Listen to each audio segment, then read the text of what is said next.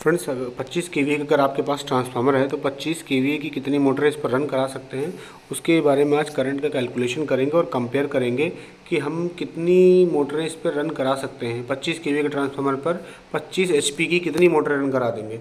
तो इससे previous video में भी मैंने बताया था 25 केवी की और 10 एचपी की मोटर थी। आज 25 केवी और 25 एचपी की मोटर है। तो ठीक है, करंट का कैलकुलेशन ऐसे निकाल लेते हैं। पहले 25 केवी ट्रांसफार्मर का निकालते हैं। जो हमारा स्टैंडर्ड फार्मूला होता है केवी कैलकुलेट करने का, केवी इज इक्वल टू √3 VI/1000।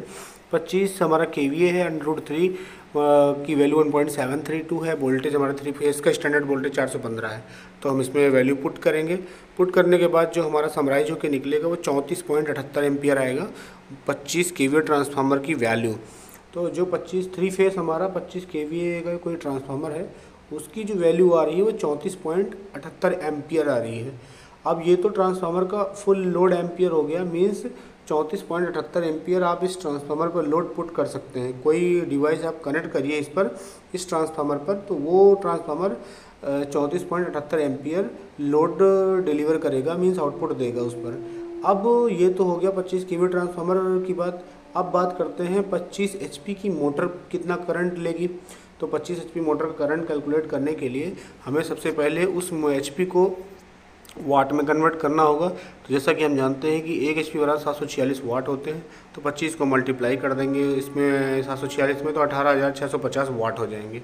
अब 18,650 वाट हमारे पास वैल्यू आ गई है। तो अब हम पावर का स्टैंडर्ड फार्मूला हमारे पास P = √3 VI and cos phi। अब यहाँ मोटर का जो पावर फैक्टर है यहाँ 0.9 लिया गया है फ्रेंड्स, और √3 की वैल्यू वही रहेगी 1.732, और 3 फेज का स्टैंडर्ड वोल्टेज 415 ही होता है। तो अब हम क्या करेंगे, इन सारी वैल्यूज़ को पुट करके जो 25 एचपी का हमारा मोटर है वो कितना करंट ड्रॉ करेगा वो निकाल लेते हैं। तो अब हम इसको पावर के फार्मूले में जैसे ही पुट करते हैं इस वैल्यू को, तो करंट को हम इधर समराइज कर लेंगे।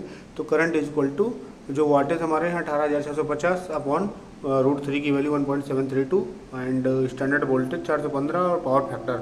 तो जब इसको समराइज करेंगे तो जो करंट आएगा 28.8 एम्पियर आएगा।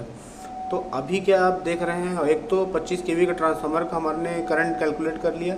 अब 25 एचपी मोटर का फुल लोड करंट हमने कैलकुलेट कर लिया कि जो 25 एचपी का हमारी मोटर है वो 28.8 एम्पियर लेगी।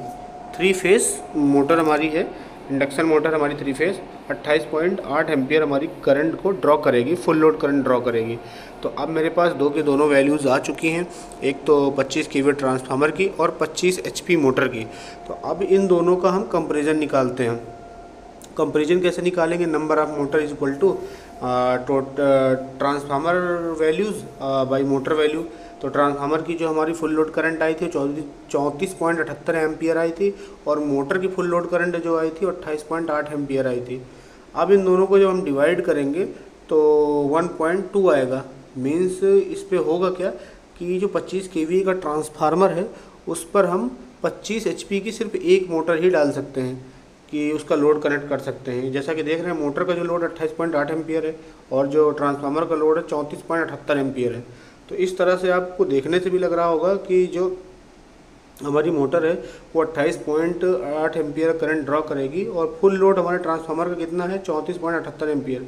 मीन्स 34.5 एम्पियर से ज़्यादा लोड आप उस ट्रांसफार्मर पे नहीं डाल सकते हैं। इसलिए इस पर मैं यही सजेस्ट करूँगा कि एक मोटर ही आप उस पर रन करा पाएंगे। 25 केवीए का ट्रांसफार्मर पर 25 एचपी की सिर्फ एक ही मोटर रन कराई जा सकती है।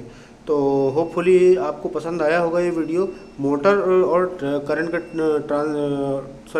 25 केवी ट्रांसफार्मर और एचपी और 25 एचपी की मोटर का जो हम सीरीज में वीडियो बना रहे हैं, इससे आपको करंट कैलकुलेशन में ट्रांसफार्मर की और मोटर की हेल्प मिलेगी। मिलते हैं किसी और वीडियो में, तब तक के लिए नमस्कार।